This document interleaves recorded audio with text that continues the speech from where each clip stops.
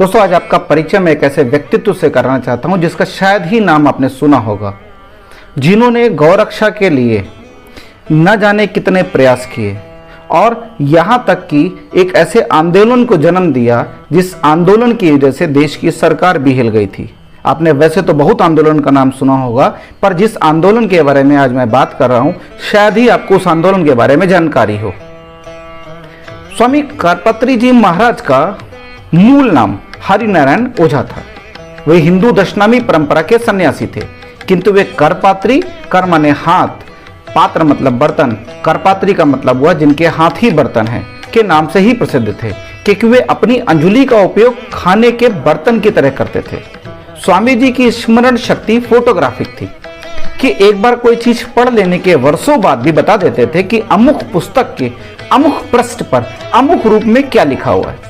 उन पर सरस्वती जी का वरदान था कि स्वप्न में भी उनकी वाणी शास्त्र विरुद्ध नहीं होगी। और फिर ये बात इंदिरा जी को मालूम पड़ी कि करपत्री जी महाराज के पास वाक सिद्धि है। वाक सिद्धि किसी भी भविष्यवाणी को सच करने की शक्ति। इसलिए इंदिरा गांधी जी ने उनकी शरण ली और उनके सामने अपने प्रधानमंत्री बनने की मंशा रखी। करपत्री जी महाराज के आशीर्वाद से इंदिरा गांधी चुनाव जीती। दीक्षा के उपरांत उनका नाम हरींद्रनाथ सरस्वती था, किंतु वे करपात्री नाम से ही प्रसिद्ध थे। वो ज्योतिर्मठ के शंकराचार्य स्वामी ब्रह्मानंद सरस्वती के शिष्य थे। धर्मशास्त्रों में उनकी अद्वितीय तथा अतुलनीय विद्वत्ता को देखते हुए उन्हें धर्म सम्राट की उपाधि प्रदान की गई थी। अखिल भारतीय राम राज्य परिषद भारत की एक परंपरावादी हिंदू पार्टी थी। इसकी स्थापना स्वामी करपात्री जी ने सन 1948 में की थी। इस दल ने सन 1952 के पहले प्रथम लोकसभा चुनाव में 3 सीटें प्राप्त की थी।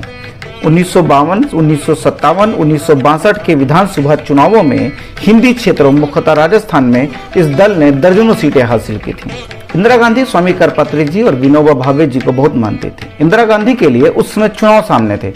कहते हैं कि इंदिरा गांधी ने करपात्री जी महाराज से आशीर्वाद लेने के बाद वादा किया था कि चुनाव जीतने के बाद गायों के सारे कत्लखाने बंद हो जाएंगे, जो अंग्रेजों के समय से चले आ रहे। इंदिरा गांधी चुनाव जीत गई।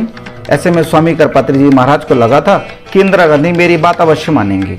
उन्होंने एक दिन इंदिरा गांधी को याद दिलाया कि आपने वादा किया था कि संसद में गौ हत्या पर आप कानून लाएंगे, लेकिन कई दिनों तक इंदिरा गांधी उनकी इस बात को टालती रही। ऐसे में करपात्री जी को आंदोलन का रास्ता अपनाना पड़ा। करपात्री जी महाराज शंकराचार्य के समकक्ष देश के मान्य थे। करपात्री जी महाराज के शिष्यों अनुसार जब उनका धैर्य चुक गया तो उन्होंने कहा कि गोरक्षा तो होनी ही चाहिए, इस पर तो कानून बनना ही चाहिए। लाखों साधु संतों ने उनके साथ कहा कि यदि सरकार गोरक्षा का कानून पारित करने का कोई ठोस आश्वासन नहीं देती तो हम संसद को चारों ओर से घेर लेंगे, फिर ना तो कोई अंदर जाएगा और ना बाहर आ पाएगा। संतों ने उनके इस आह्वान पर 7 नवंबर 1966 को संसद भवन के सामने धरना प्रदर्शन शुरू किया। इस धरने में मुख्य संतों के नाम शंकराचार्य निरंजन देव तीर्थ, स्वामी करपात्री जी महाराज और रामचंद्र वीर। रामचंद्र वीर तो आमरण अनशन पर बैठ गए थे। गोरक्षा महाअभियान समिति के संचालक एवं सनातनी करपात्री जी महाराज के नेतृत्व में जगन्नाथपुरी, ज्योतिष पीठ व द्वारका पीठ के शंकराचार्य, वल्लभ संप्रदाय की 7 पीठों के पीठाधिपति, रामानुज संप्रदाय, माधव संप्रदाय, रामानंदाचार्य, आर्य समाज, नाथ संप्रदाय, जैन, बौद्ध और सिख समाज के प्रतिनिधि, सिखों के निहंग व हजारों की संख्या में मौजूद नागा साधुओं को पंडित लक्ष्मी नारायण जी चंदन तिलक लगाकर विदा कर रहे थे। लाल किला मैदान से आरंभ होकर नई सड़क व चावड़ी बाजार से होते हुए पटेल चौक के पास से संसद भवन पहुंचने के लिए इस विशाल जुलूस ने पैदल चलना शुरू किया। रास्ते में लोग अपने घरों से फूलों की वर्षा कर रहे थे। हर गली फूलों का बिछौना बन गई थी। कहते हैं कि नई दिल्ली का पूरा इलाका लोगों की भीड़ से भरा था। संसद गेट से लेकर चांदनी चौक तक सिर ही सिर दिखाई दे रहे थे। लाखों लोगों की भीड़ जुटी थी। इसमें 10 से 20 हजार तो केवल महिलाएं ही शामिल थी। हजारों संत थे, हजारों गोरक्षक थे, सभी संसद की ओर कूच कर रहे थे। कहते हैं कि दोपहर 1 बजे जुलूस संसद भवन पर पहुंच गया और संत समाज के संबोधन का सिलसिला शुरू हुआ। करीब 3 बजे का समय होगा जब आर्य समाज के स्वामी रामेश्वरानंद भाषण देने के लिए खड़े हुए। स्वामी रामेश्वरानंद ने कहा कि यह सरकार बहरी है, ये गो हत्या को रोकने के लिए कोई भी ठोस कदम नहीं उठाएगी, इसे झकझोरना होगा। मैं यहाँ उपस्थित सभी लोगों से आह्वान करता हूँ कि सभी संसद के अंदर घुस जाओ और सारे सांसदों को खींच खींच कर बाहर ले आओ, तभी गो हत्या बंदी कानून बन सकेगा। कहा जाता है कि जब इंदिरा गांधी को ये सूचना मिली तो उन्होंने निहत्थे करपात्री जी महाराज और संतों पर गोली चलाने के आदेश दे दिए। पुलिसकर्मी पहले से ही लाठी बंदूक के साथ तैनात थे। पुलिस ने लाठी और आंसू गैस के गोले चलाने शुरू कर दिए। भीड़ और आक्रामक हो गई। इतने में अंदर से गोली चलाने का आदेश हुआ और पुलिस ने संतों और गोरक्षकों की भीड़ पर अंधाधुंध फायरिंग शुरू कर दी। संसद के सामने की पूरी सड़क खून से लाल हो गई। लोग मर रहे थे, एक दूसरे के शरीर पर गिर रहे थे और पुलिस की गोलाबारी जारी थी। माना जाता है कि एक नहीं, उस गोलीकांड में सैकड़ों साधु और गोरक्षक मर गए।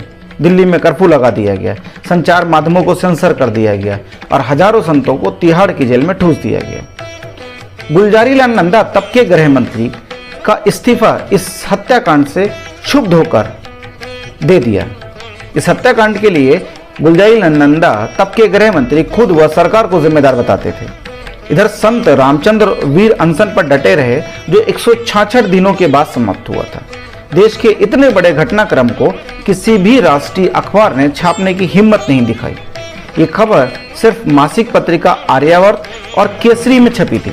कुछ दिन बाद गोरखपुर से छपने वाली मासिक पत्रिका कल्याण ने अपने गौ अंक विशेषांक में विस्तार पूर्वक इस घटना का वर्णन किया था।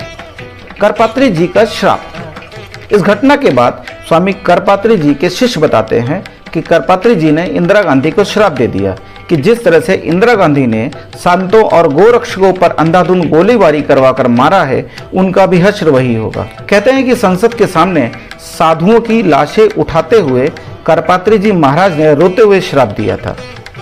कल्याण के उसी अंक में इंदिरा को संबोधित करके कहा था, यद्यपि तूने निर्दोष साधुओं की हत्या करवाई है, फिर भी मुझे इसका दुख नहीं है, लेकिन तूने गौ हत्यारों को गायों की हत्या करने की छूट देकर जो पाप किया है वो क्षमा के योग्य नहीं है। इसीलिए मैं आज तुझे श्राप देता हूँ कि ये गोपाष्टमी के दिन ही तेरे वंश का नाश होगा, और मैं कह देता हूँ कि गोपाष्टमी के दिन ही तेरे वंश का भी नाश होगा। जब करपात्री जी ने यह श्राप दिया था तो वहां प्रमुख संत प्रभुदत्त ब्रह्मचारी भी मौजूद थे। कहते हैं कि इस कांड के बाद विनोबा भावे और करपात्री जी अवसाद में चले गए। इसे करपात्री जी के श्राप से नहीं भी जोड़ें तो भी ये सत्य है कि श्रीमती इंदिरा गांधी, उनके पुत्र संजय गांधी और राजीव गांधी की मृत्यु अकाल ही हुई है। श्रीमती गांधी जहां अपने ही अंगरक्षकों की गोली से मारी गईं, वहीं संजय की एक विमान दुर्घटना में मृत्यु हो गई थी, जबकि राजीव गांधी लिट्टे द्वारा किए गए धमाके में मारे गए थे।